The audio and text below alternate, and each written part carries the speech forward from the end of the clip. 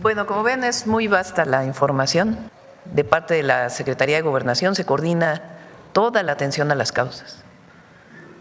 Y con el informe que dio Rosa Isela ahora, queremos destacar que al ir casa por casa y encontrar jóvenes que por alguna razón no están estudiando, no están trabajando y pueden tener riesgo de estar cerca de un grupo delictivo por la zona en la que viven, por la zona que puede ser de delitos de alto impacto, se les toma de la mano y se les lleva a la escuela. Se les incorpora a Jóvenes Construyendo el Futuro. Han sido más de 6,000 jóvenes que han sido incorporados o sacados del riesgo para poder incorporarse a educación, a empleo o a algunas actividades culturales o deportivas. Y en este trabajo vamos a seguir. 54,000 presuntos delincuentes detenidos. Vamos a presentar pronto el trabajo que se está haciendo en los centros de detención, porque ahí también tiene que haber un trabajo importante. Fíjense, entre el trabajo que ha hecho el gabinete y sí al desarme, sí a la paz, son cerca de 32,000 armas de fuego que hemos sacado de las calles. 32,000 armas de fuego, la mayoría de alto poder. Y el trabajo cotidiano que se hace, de coordinación, de inteligencia, de presencia. Entonces, la reducción de 49% de los homicidios tiene que ver con un trabajo permanente, riguroso, profesional, honesto del Gabinete de Seguridad, en coordinación con otras instituciones y también con los estados. Ahora que vino el secretario de Seguridad de Estados Unidos, cuando hablaba él de la situación de la delincuencia organizada en México, yo le dije, hay Estado mexicano y hay instituciones del Estado mexicano que coordinan hombres valientes. El secretario de Seguridad, que personalmente vivió un atentado de la delincuencia organizada y decidió dedicar su vida a la protección del pueblo de México. El general secretario, que diariamente coordina operaciones en coordinación con el gabinete y que recientemente, en la detención de uno de los delincuentes en Jalisco, perdió más de 30 hombres y mujeres. Y el almirante secretario, un hombre valiente y honesto, que todos los días evita que lleguen drogas por mar a Estados Unidos y tiene actividades también para la seguridad del país. A nosotros lo que nos interesa es la construcción de la paz en México, es decir, disminuir los delitos. Y eso se hace con atención a las causas y con cero impunidad. Si hay personas, funcionarios públicos vinculados con algún grupo delictivo, se actúa, se procesan. Tal es el caso de que hay funcionarios públicos de municipios principalmente que con pruebas la Fiscalía General de la República encontró que había colusión y se actúa. Que tenemos que seguir trabajando, por supuesto. Que hay que seguir dando resultados, por supuesto, que hay que garantizar que la gente se sienta segura, por supuesto, y que viva segura. Pero el trabajo que se ha hecho en año y medio, desde que entramos, pues ha dado un resultado muy importante, que muestra cómo se hizo, no solamente el número frío ahí, 49% menos homicidios dolosos, no, es un trabajo diario, cotidiano, permanente. Nos reunimos a las 6 de la mañana, definimos estrategias, coordinamos, invitamos a gobernadores, invitamos a presidentes municipales para poder atender. Y se está operando todos los días. Y se ha fortalecido mucho la inteligencia del Estado mexicano y la investigación, que en el pasado, ese tiempo, se ocupaba para asuntos políticos. Ahora no, ahora se ocupa para proteger al pueblo de México. Y vamos a seguir trabajando. Entonces, por eso fue tan extenso, para que conozcan pues, los detalles de por qué bajó la delincuencia en Guanajuato, por qué bajaron los homicidios dolosos. Bueno, porque hubo 3 detenciones particularmente de grupos delictivos que se dedicaban a extorsionar y a matar a grupos de otros, al grupo contrincante. Y no se detiene de un lado, se detiene uno y se detiene al otro, de tal manera que se van debilitando las estructuras delictivas. Es un trabajo muy intenso, de mucha convicción, de mucha honestidad, de mucho profesionalismo y de mucha coordinación. mucha coordinación, operativos conjuntos, trabajo conjunto, un solo sistema nacional de inteligencia e investigación, equipo que se ha comprado. Entonces, un trabajo muy, muy importante que han hecho las fuerzas de seguridad y también la Fiscalía General de la República y en algunos casos las fiscalías estatales. Bueno, pues esa es la información de hoy. Vamos sobre el tema. A ver. Presidente, buenos días. Israel Aldave, de Grupo Fórmula. Preguntarle, Presidenta, ¿qué reporte le dio su gabinete respecto a la comparecencia ayer del gobernador con licencia de Sinaloa, Rubén Rocha, toda vez que no hay evidencia que estuvo justamente en estas instalaciones, y de lo que sí hay evidencia es del fuerte dispositivo de seguridad que se montó en torno a estas instalaciones, camionetas blindadas, compañeros que estuvieron presentes reportan que son de la Secretaría de la Defensa Nacional quienes están brindándole seguridad? Pues le corresponde a la Fiscalía, no nos corresponde a nosotros. Es la Fiscalía quien tiene que informar sobre los procedimientos que están llevando a cabo en todos los casos donde ellos participan, particularmente en este caso de Sinaloa y también el caso de Chihuahua. Es la Fiscalía. Él fue a comparecer a la Fiscalía y la Fiscalía tiene que dar la información, no nos corresponde a nosotros. ¿No le comentaron nada en la mañana de ese tema? No, nada en particular, nada más comentó, estuvo la fiscal en la mañana, que creo que fueron 8 a declarar o algo así, o 7, no sé, 7 creo, ¿verdad? Pero le corresponde a la Fiscalía informar. Okay. Presidenta, y en este mismo sentido preguntarle, ¿en qué se encuentran o cómo son los convenios que tiene México con la Interpol, toda vez que se supondría que una vez que fue publicada la ficha roja en contra del gobernador con licencia, del senador y de todos los involucrados, de acuerdo a la ficha roja se tendrían que haber detenido? ¿Por qué no sucedió así? La Interpol es cuando… A ver, ¿por qué no explicas eso? No es así, hay un proceso una vez que hay una notificación roja. Primero se pasa a Relaciones Exteriores, posteriormente se pasa a la Fiscalía General de la República, así es en todo el mundo, y de ahí se ve si procede o no. Igual cuando nosotros emitimos o tramitamos una ficha roja a través de la Fiscalía General de la República y solicitamos una extradición a Estados Unidos, por ejemplo, el Departamento de Justicia checa si es procedente o no. Es decir, no porque haya una ficha roja se puede detener a la persona. Es decir, en México no aplica la ficha roja hasta este momento. En todos lados se aplica la ficha roja. Lo que hay que emitir es una orden de aprehensión, digamos, con fines, una orden de detención con fines de extradición. Se confirma la ficha roja una vez que es emitida. Desconozco si la tiene por parte de la Fiscalía General de la República. Lo que tiene es la orden de detención en Estados Unidos. Okay. En otro caso, secretario, aprovechando que ya está usted en el uso de la palabra, ¿qué sucedió con los otros 2 agentes de la CIA que participaron en este operativo para desmantelar el narcolaboratorio en Chihuahua? Los 2, me refiero a los 2 que quedaron vivos, que están… Se pidió a la embajada que se retiraran del país a través de una nota y se retiraron. Se retiraron inmediatamente. Sí. ¿Y cuántos eran? ¿Si eran 2? De lo que públicamente se conoció, eran 4, 2 que lamentablemente fallecieron en el país y 2 que pedimos que, como no tenían acreditación, pues pudieran dejar el país y dejaron el país. No tenían acreditación, es decir, entraron de manera ilegal, podríamos decirlo, no como agentes de la CIA, no como agentes de Estados Unidos. Ellos entran con pasaportes legales, diplomático, como turista. Si vienen a hacer labores de inteligencia, hay un procedimiento, un protocolo, para que a través de la Secretaría de Relaciones Exteriores y del Gabinete de Seguridad se apruebe su licencia o su estadía para hacer labores de inteligencia. Entonces ellos entran legalmente a México, pero no se registraron en caso de que llevaran a cabo labores de inteligencia. Entonces se les pidió pues que si iban a realizar labores de inteligencia, que se registraran o que abandonaran el país. Y en un diálogo entre la Embajada de Estados Unidos y la Secretaría de Relaciones Exteriores, tomaron la decisión de mejor retirarse del país. Ok, Presidenta. Finalmente, si me permite, respecto al operativo Enjambre, hasta ahora hemos visto que solamente se está aplicando en lo que tiene que ver con gobiernos municipales. No se ha detectado ninguna irregularidad en otras autoridades, gobiernos estatales.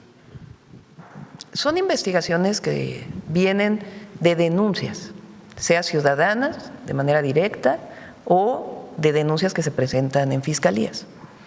No es que haya una investigación por parte de las áreas de inteligencia de todos los presidentes municipales del país, de todos los gobernadores, de los secretarios de Estado, pues no, eso sería muy complejo, no. A denuncia, incluso ciudadana, es decir, que no fue presentada directamente a la Fiscalía, sino, por ejemplo, a mí me dijeron en Cuautla, tenemos presunción, gente que se acercó, de que hay vínculo de la delincuencia con el presidente municipal. Llegué al gabinete de seguridad y les dije, recibí esta denuncia ciudadana, solicito que se haga una investigación. O sea, así como desde la presidenta o algún otro ciudadano que se acerca a Omar, que se acerca a un elemento de seguridad para dar esta denuncia o directamente a una denuncia directa. Entonces se hacen las investigaciones y en caso de encontrar pruebas se procede por parte de la Fiscalía o las Fiscalías estatales. Y en estas denuncias, presidente… Lo que sí tiene que ser muy claro, y eso es muy importante, es que de parte nuestra, nosotros no toleramos que haya relación entre la delincuencia y algún funcionario público. Lo que tiene que haber, pues, es pruebas, porque no es nada más el dicho. Denuncian, pues entonces se investiga. La investigación, si realmente tienen pruebas de acuerdo con nuestro sistema penal acusatorio, entonces se procede por parte de las fiscalías. Pero tiene que haber pruebas, siempre. Presidenta, y en estas denuncias que usted recibe, ¿hay algún gobernador que esté siendo investigado en estos momentos? Pues tiene que decirlo la Fiscalía, no me compete a mí no me han dicho nadie. En mis recorridos este gobernador o esta gobernadora tiene alguna relación, no he recibido ninguna denuncia personal sobre eso. Finalmente, si me permite, un reporte sobre lo que ha ocurrido a últimos días en el estado de Colima. Colima. ¿Me puede repetir? Sí, por favor? claro. La situación que priva en el estado de Colima se ha agravado a últimos días. El día de ayer, en la madrugada, se detuvo con la Secretaría de Marina a 5 generadores de violencia relevantes en coordinación con la Policía Estatal y con la Fiscalía General de Justicia del Estado. Eso fue ayer en la madrugada. Hace 3 días se detuvo a uno de los objetivos prioritarios también. En los últimos días se había agravado la situación, pero derivado de estas detenciones estamos seguros que, como se reflejó ayer y antier, va a disminuir la violencia. ¿De qué grupo delictivo eran estos? Son grupos muy locales que derivan de lo que fue Cártel Jalisco, unos que les dicen los mezcales, peleándose con otro grupo interno precisamente en Colima. Pero ahí hay un despliegue y un reforzamiento fuerte de todas las instituciones del Gabinete de Seguridad y también la señora Presidenta instruyó que hubiera un reforzamiento por parte de la Secretaría de Seguridad, donde se enviaron 200 elementos de manera inmediata, en plena coordinación obviamente con la gobernadora. Muchas gracias. A ver. Buenos días a todas y todos, Carlos Navarro de Heraldo Media Group. Presidenta, ¿cuál ha sido la clave para amalgamar todos estos esfuerzos y que den los resultados de esta estrategia de seguridad nacional? Primero, la coordinación. Desde el presidente López Obrador se pusieron en marcha los gabinetes de seguridad en Palacio Nacional, en los estados de la República y en distintos territorios del país. Eso es muy importante porque se trabaja de manera coordinada. Particularmente en el Gabinete de Seguridad, en Palacio Nacional, es 1 hora y media de trabajo diario. Se presentan resultados, se da el parte de lo que ocurrió el día anterior y vamos definiendo temas específicos. A veces son de territorios. Por ejemplo, el Estado de México. Cuando decidimos el Plan Oriente del Estado de México, invitamos a los presidentes municipales y ahí tomamos la decisión de hacer un mando único. ¿Qué quiere decir eso? Coordinación de la Policía Estatal, la Guardia Nacional, la Secretaría de Seguridad y Protección Ciudadana, Defensa, Marina, policías municipales. Incluso al nivel de que tienen radios que están en la misma frecuencia para poderse estar informando todas las fuerzas de seguridad de las operaciones que se hacen de manera cotidiana. ¿Qué hacemos después? Le damos seguimiento. Vienen cada 2 meses para dar seguimiento de los resultados. Por ejemplo, en el caso de Michoacán, para dar seguimiento al Plan Michoacán también tenemos seguimiento cada 2 meses y se revisa permanentemente. ¿Solo con el gobernador? No. ¿O con el fiscal estatal? No.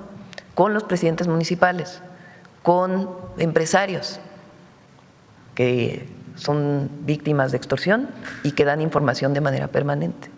Entonces, la coordinación interna y con la ciudadanía es fundamental, y eso es los gabinetes de seguridad. Lo segundo, muy importante, es que además de los programas de bienestar, del trabajo permanente que hacen las secretarías para mejorar la calidad de vida de la gente, educación, cultura, deporte, decidimos nosotros 60 municipios prioritarios para atender a los jóvenes de esos 60 municipios. Y estamos trabajando de manera permanente en el territorio en esos 60 municipios. Ahí este año van a quedar los deportivos de México Imparable, ahí se está haciendo el trabajo para que los jóvenes se integren a clases de box, el trabajo de rescate de espacios públicos, una presencia permanente y también de Jóvenes Unen al Barrio ahora, de jóvenes que se incorporan a distintas actividades. Ahí es donde más preparatorias se están haciendo para poder atender a los jóvenes. Ese trabajo es muy importante.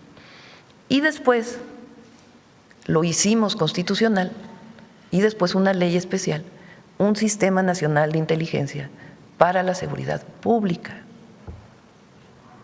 ¿Quiénes son los generadores de violencia en el país?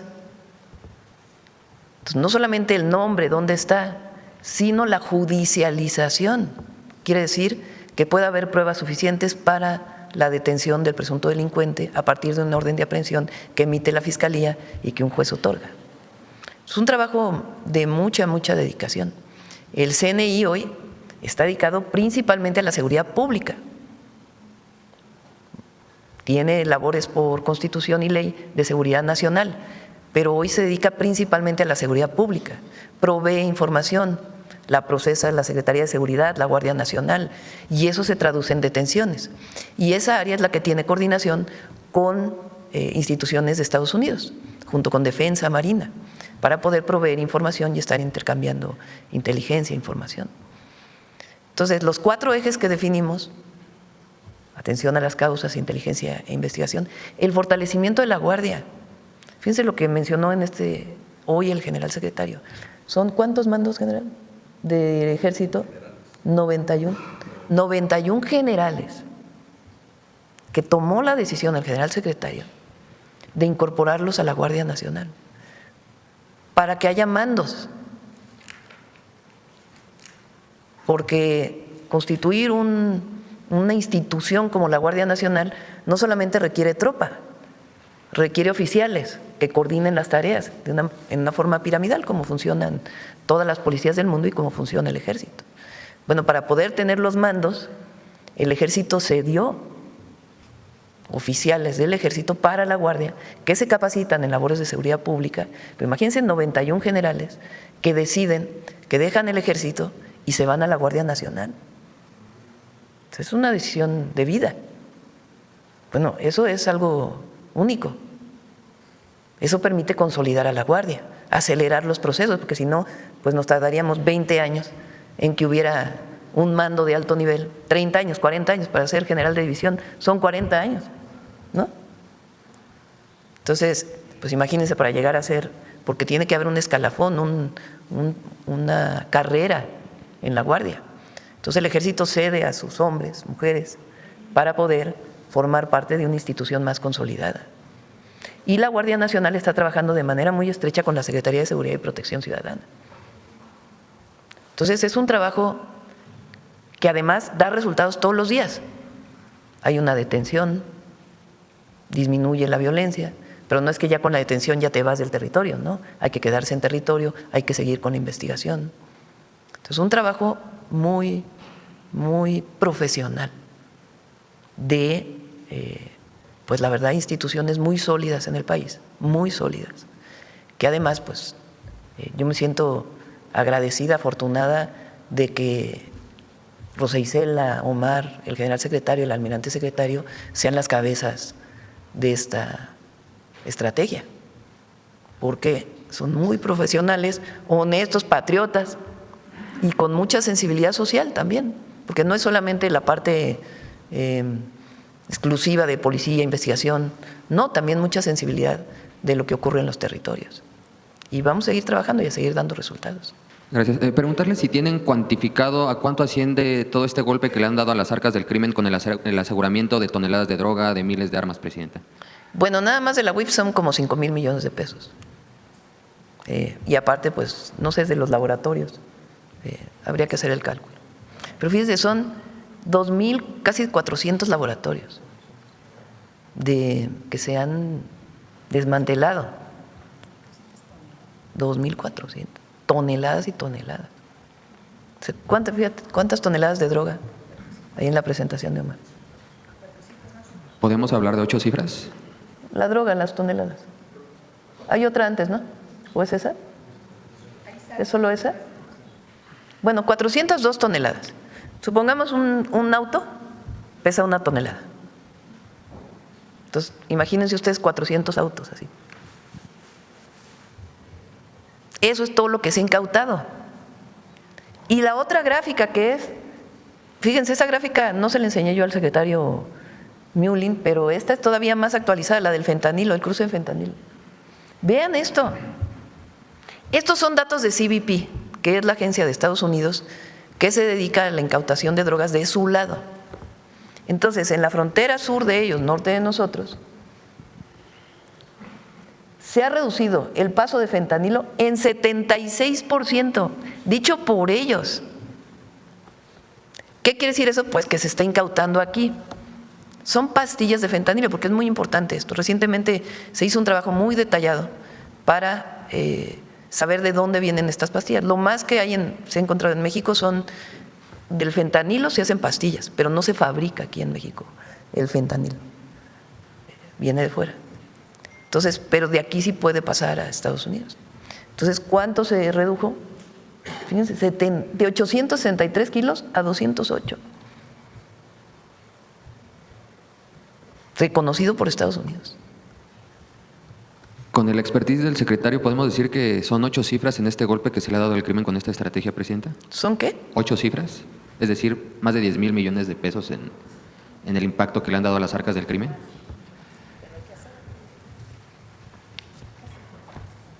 Podemos hacer el cálculo, pero simplemente lo asegurado por Marina y por Defensa, solo de una droga, vamos a decir, no de todas las drogas que se han asegurado, de cocaína, pues el precio que tiene, el valor en la Ciudad de México, más el que tiene en el norte del país, en el norte de Estados Unidos, son cientos de millones de dólares solo de cocaína y de fentanilo que dejan de ingresar a las organizaciones criminales. Con gusto hacemos el cálculo. Los laboratorios, ¿cuál es la importancia de los laboratorios? Porque mencionar 2,400 laboratorios puede sonar como solo una cifra fría, pero hacer un laboratorio no es que lo pongan de un día para otro. Cuando el Ejército y la Marina destruyen un laboratorio o aseguran un laboratorio, verdaderamente se rompe una logística de un grupo delincuencial. Primero, por muchas características que tiene que tener un laboratorio de droga. Tiene que estar en ciertos lugares, tiene que estar cerca de fuentes de agua, tiene que tener ciertas características. Por eso es permanente el trabajo de miles de hombres del Ejército y de la Marina que no se ve, que todos los días están destruyendo estos laboratorios. ¿En qué se traduce? Son millones de dosis a la semana que se dejan de vender, por decirlo así de manera simple, que se dejan de comercializar, sin contar el verdadero beneficio que es que no lleguen a las calles y que no envenenen a los jóvenes, ¿no? Aquí, en México principalmente y en Estados Unidos. Pero son millones de dosis que se comercializan en narcomenudeo que dejan de ingresar a las filas. Con gusto hacemos el cálculo, pero simplemente de cocaína y de metanfetamina son cientos de millones de dólares que dejan de ingresar, más los aseguramientos que también se reforzó desde que la señora presidenta instruyó el reforzamiento y la reestructuración de la UIF. Gracias, Presidenta. En otro tema, ayer el ingeniero Carlos Slim señalaba como irracional la reciente calificación que obtuvo México de una calificadora, pero esta calificación… Estoy de acuerdo. Se da en un contexto donde disminuyó la pobreza laboral, donde aumentó la población ocupada. ¿Qué no están viendo las calificadoras como esta, Presidenta? Hay dos datos buenos. Hoy ayer di dos datos buenos. Dije que había aumentado la inversión extranjera directa, que había sido récord en el primer trimestre de este año, y que la balanza comercial era positiva. Se había exportado mucho y se había importado en relación a la exportación menos, y por lo tanto era positiva la balanza comercial, lo cual es muy bueno para la economía. Hoy hay otros dos datos, son más de 500,000 empleos. A ver si lo tienes.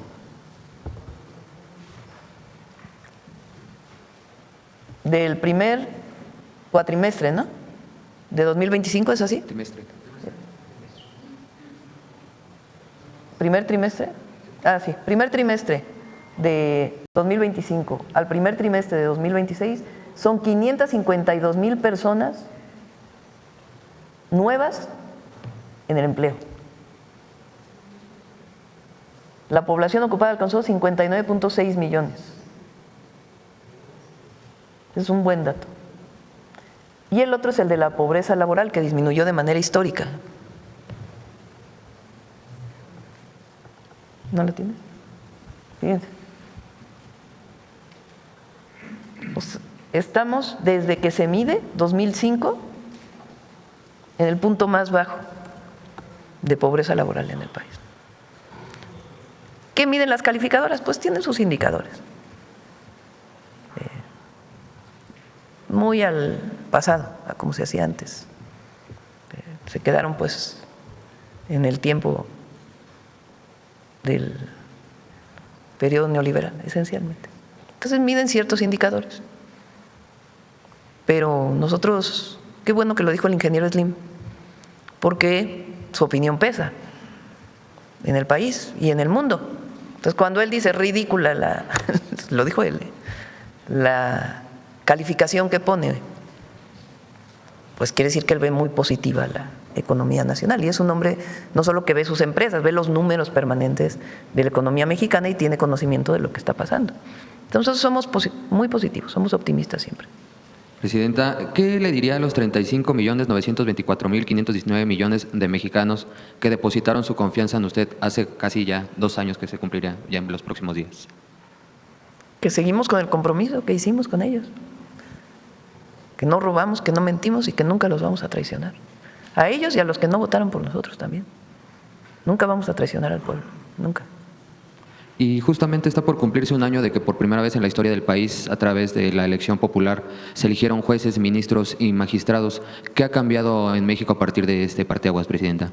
Bueno, nosotros estamos haciendo una evaluación desde el gobierno. Obviamente habrá organismos, organizaciones académicas que tienen que hacer también su valoración. Pero ha sido muy bueno para el país, muy bueno. Lo he dicho aquí muchas veces, hay ciertos sectores que dicen que eso ha generado incertidumbre. No es cierto. Son personas que no están de acuerdo con la elección, que tenían relación con muchos jueces para resolver, pues, a favor de ellos, y que ahora ya no tienen esas relaciones. Entonces eso les genera incertidumbre a estas personas. Pero para el país es muy bueno.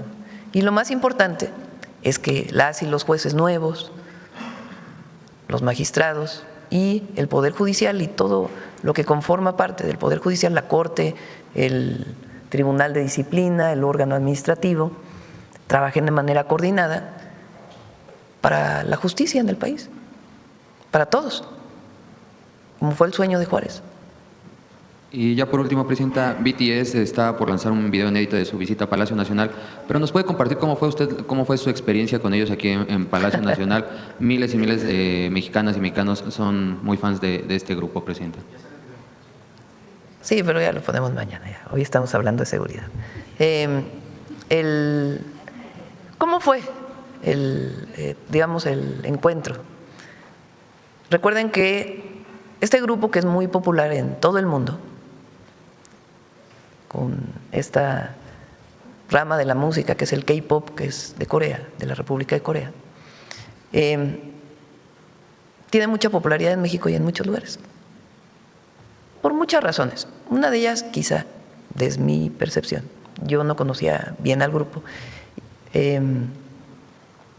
y sus mensajes son muy positivos hacia la gente, muy, muy positivos. Y eso creo que tiene que ver con la popularidad de este grupo, además de que bailan muy bien y todo lo demás. La parte artística, digamos.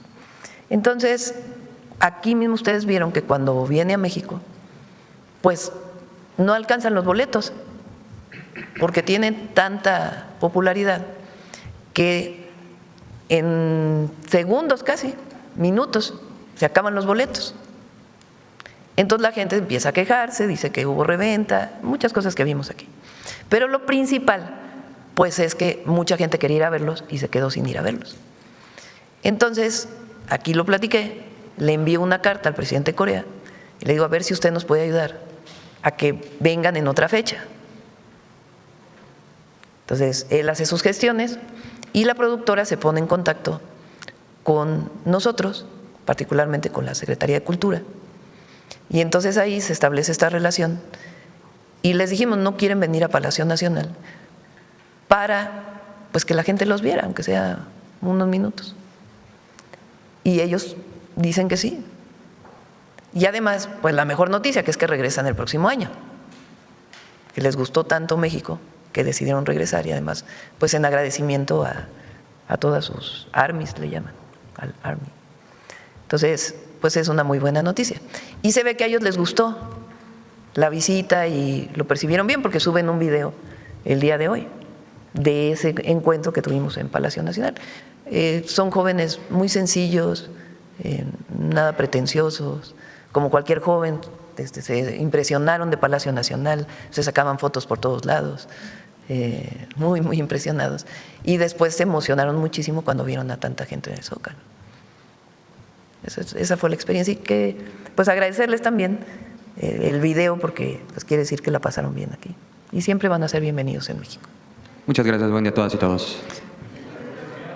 Bueno, a ver, dos más vamos a tomar acá. Muchas gracias, Presidenta. Mariana Madrid, del Mexicano, Diario Regional de Baja California. Aprovechando la presencia del Gabinete de Seguridad, preguntar, ayer la Interpol dio a conocer de un operativo que se realizó el año pasado entre octubre y noviembre con varios países de América Latina y el Caribe. Se habla de más de 8,000 detenidos. No sé si nos pudieran dar detalles de específicamente en México cómo fue la coordinación, cuántos fueron los detenidos, los resultados. Ayer salió.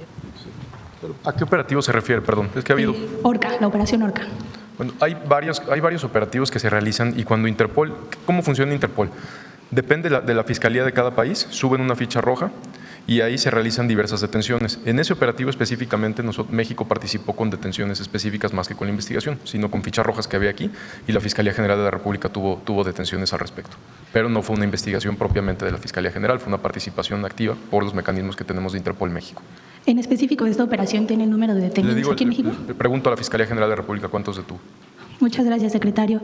Y aprovechando la presencia de la secretaria de Gobernación, pues qué resultados de la reunión que tuvo ayer con la CENTE. Ellos cuando salieron de la reunión dijeron pues que no había resultados favorables de parte de las autoridades, amagan con continuar pues las manifestaciones. ¿Cómo se va a evitar que más adelante estas manifestaciones puedan afectar el Mundial? Con permiso, Presidenta. Sí, pues hemos llevado a cabo apenas una reunión el día de ayer. Hoy continúa otra nueva que se relaciona con el tema de justicia, que básicamente pues corresponde a la Secretaría de Gobernación y al Gobierno del Estado atenderla. Estamos hablando de la primera reunión con la sección 22 del Magisterio de Oaxaca, para los que nos escuchan, que son los que están ahora aquí, que por esta vez han acudido un número menor al que han acudido en otras ocasiones aquí a hacer movilizaciones en la ciudad. Entonces, en esa consideración estamos en la mesa de diálogo y mañana sigue otra mesa que tiene que ver con atenciones a las cuestiones sociales que ellos también han solicitado. Y el viernes habrá también una nueva mesa, así fue el planteamiento del día de ayer, porque son diferentes temas y también son diferentes servidores públicos en el gobierno estatal básicamente y algunos del gobierno federal que están atendiendo. Y digamos, pues es una continuación, el diálogo sigue.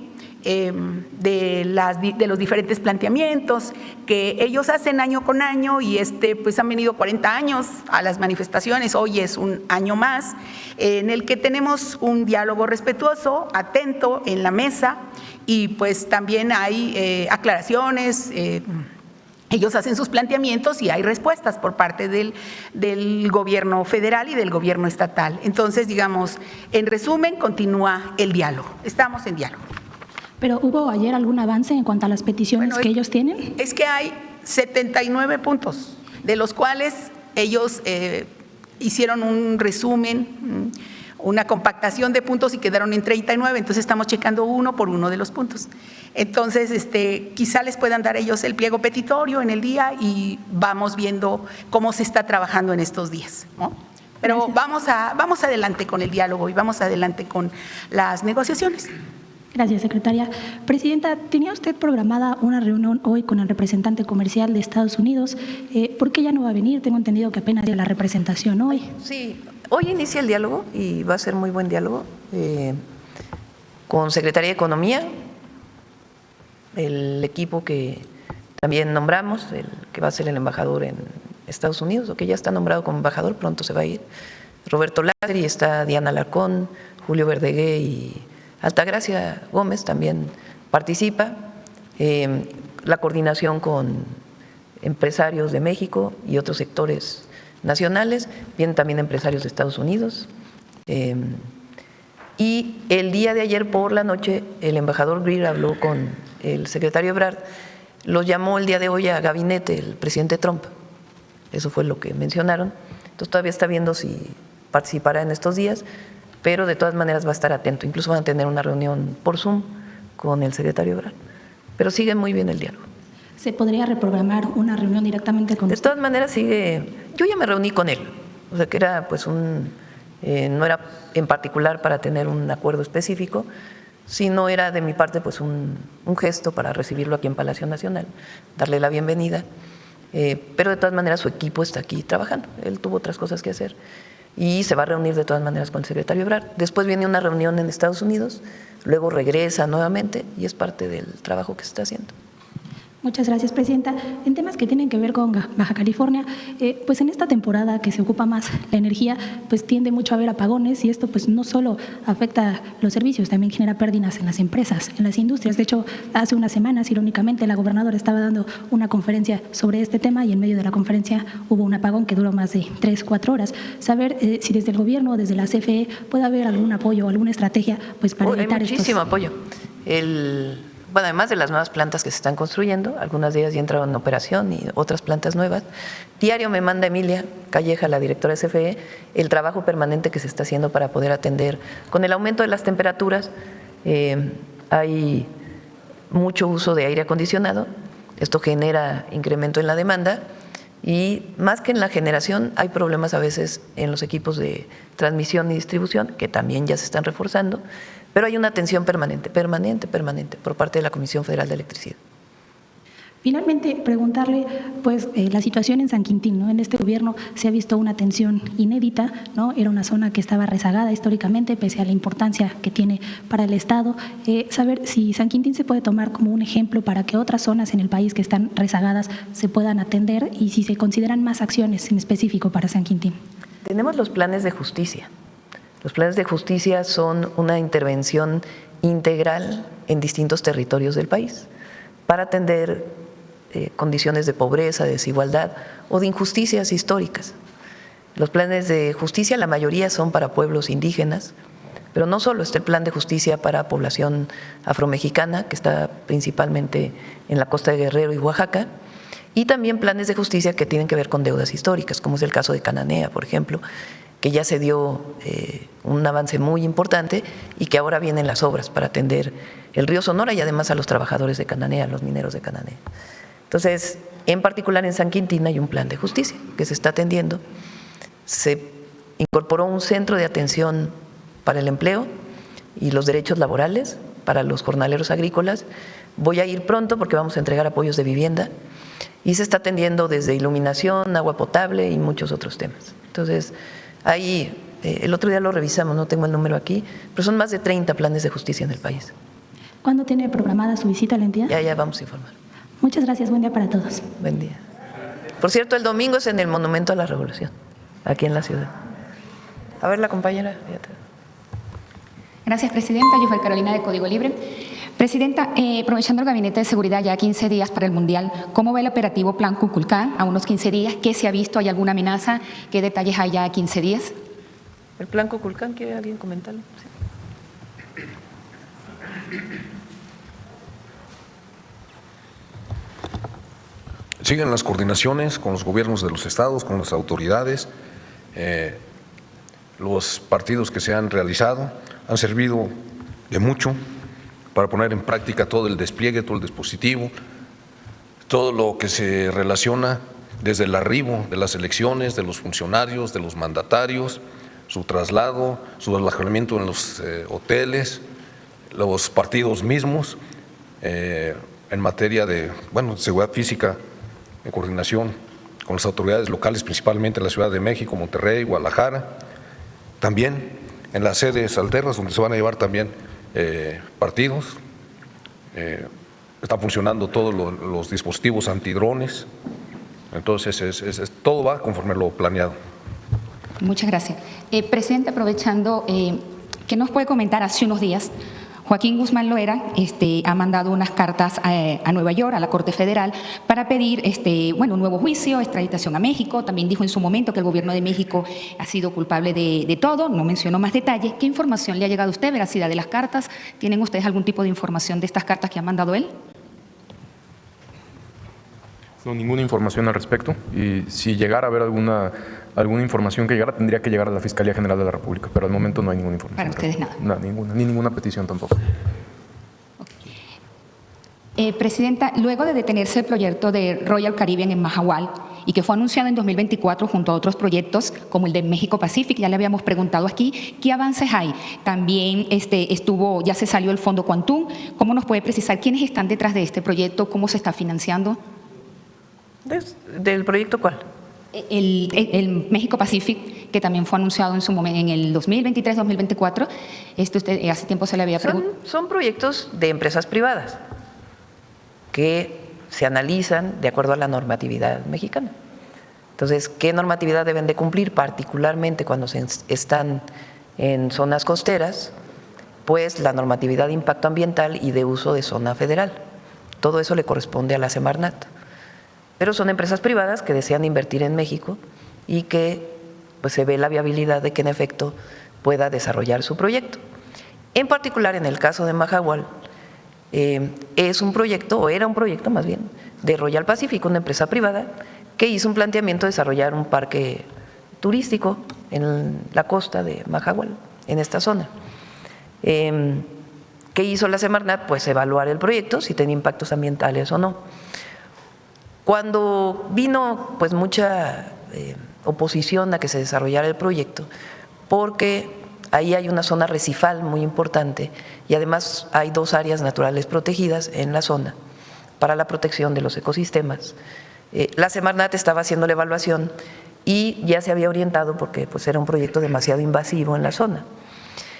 Royal Caribbean decidió retirar su proyecto, pero previamente pues, la Semarnat ya había dicho que el proyecto no iba a ser aprobado. Ya se notificó a la empresa de los 3 proyectos, que son de los 3 permisos que son negativos, aun y cuando ellos retiraron el permiso. De todas maneras se les notificó de que era un, ¿cómo se llama, almirante? Un muelle y otros 2 proyectos que tenían que ver con el parque. Entonces ahí no se va a realizar el proyecto.